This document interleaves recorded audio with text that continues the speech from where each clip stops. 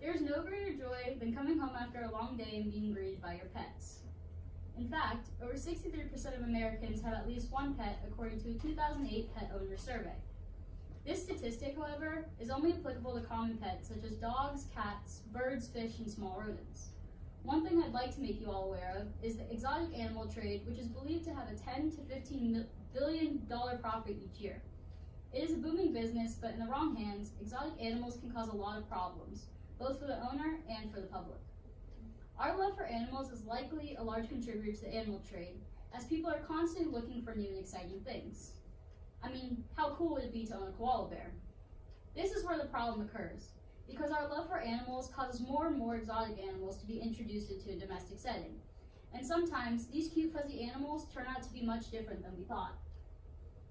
One of the most prominent issues with owning exotic animals as pets is that owners are often unprepared, unequipped, and too inexperienced to meet the animal's needs.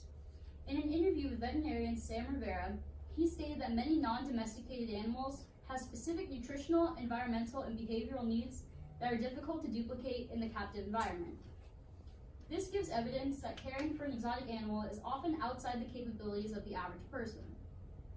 There's a reason that certain animals live in the wild, and it should stay that way unless one is properly equipped to meet all of the animal's needs. Additionally, the lack of comprehensive information on certain exotic animals and the difficulty in finding specialty veterinary care for exotics puts them at risk for both behavioral and physical problems. The second major reason that exotic animals should not be kept as pets is the risk for injury and disease. There's something called zoonotic diseases, which are transmitted between vertebrate animals and humans. Exotic animals put us at a greater risk for disease because domestic animals and humans may acquire zoonotic pathogens from non-traditional pets. Such diseases include rabies, infections with E. coli, and even forms of the herpes virus. Owning an exotic animal also comes with a risk of injury because oftentimes non-traditional pets display behaviors that have only been observed in the wild. In an article by the Washington Post, it describes a 75-year-old man who was attacked to death by an exotic bird called the cassowary, which is known as one of the world's most dangerous birds. This bird is generally reclusive and has sharp pointed toes that it uses to attack. Even experts in the field say that cassowaries are not meant for human interaction and should not be kept as pets. So evidently, owning an exotic animal poses serious risk to ourselves, our families, our domesticated pets, and the public. When trying to make an exotic animal a domesticated pet, there is a large risk that the owner will be unsuccessful. In October of 2011, a man in Ohio released his private collection of 50 big cats, monkeys, bears, and other various animals into the public before committing suicide. As a result of his actions, all of the untamed animals were killed before they could pose serious harm onto the public. This event happened because certain states, such as Ohio, do not have restrictions on keeping wildlife animals captive. Because of the many problems associated with keeping exotic animals as pets, it would be wise for there to be a change in legislation. Such legislation would place strict restrictions on who can buy exotic animals and what kind of environment these animals must be contained in. This legislation might also place stricter restrictions regarding the exotic animal trade that I previously mentioned. This legislation is necessary in order to combat this growing issue and to ensure the safety of everyone, including the animal itself.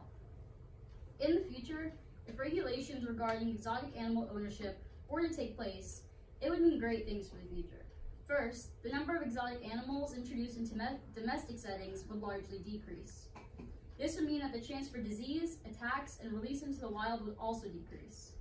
It would also mean that those animals would continue to live in their native environments where they are well adapted and suited to live, without much human interference. Failure for such action could prove to be detrimental all around, as more and more exotics will be introduced into domestic settings. Cases such as the Florida man's brutal attack and the Ohio man's release of his private collection may become more common occurrences in the news. Without action, there would also be a steady increase in zoonotic diseases that are transmitted by these animals. With that being said, it is of the utmost importance that we understand the severity of this problem. The earth has given us so much life to enjoy, and over time, many people have begun to exploit it for their own personal satisfaction.